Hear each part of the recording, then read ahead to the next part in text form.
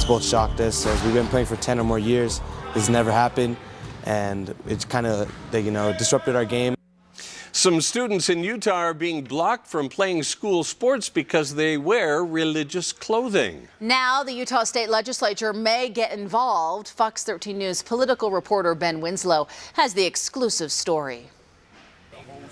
Harkirath and Harkaran Singh Makar were getting ready to play basketball earlier this year when the referees stopped them. Came up to us and said that we cannot play with our headgear. He's never seen anything like it, and we can't play because, he just thought it was a towel. It's a turban. They're members of the Sikh faith. We don't cut our hair, and turban is to protect our hair. I was confused at first, and then I got really mad because we couldn't start the game and play. Their coach says the referee threatened to forfeit the game if they didn't remove their turbans. The thing is, it was wrong.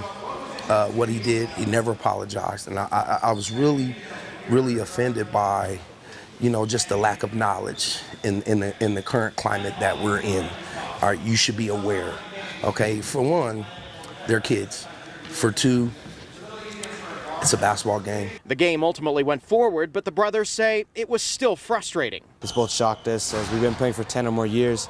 It's never happened, and it's kind of, disrupted our game. Earlier this year, the Utah State Legislature passed a resolution that called on school districts to recognize and accommodate student athletes' religious freedoms.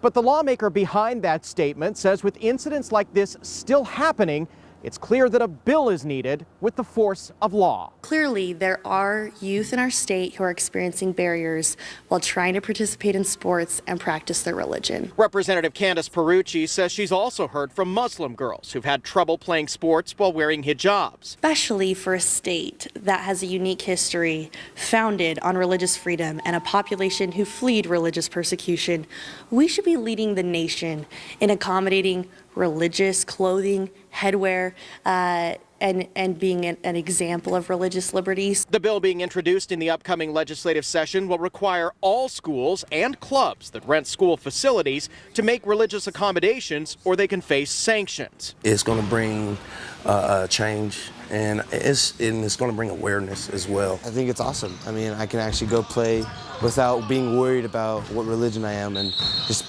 being able to play like everybody else does. Being able to play freely without any worries. In Harriman, Ben Winslow, Fox 13 News, Utah.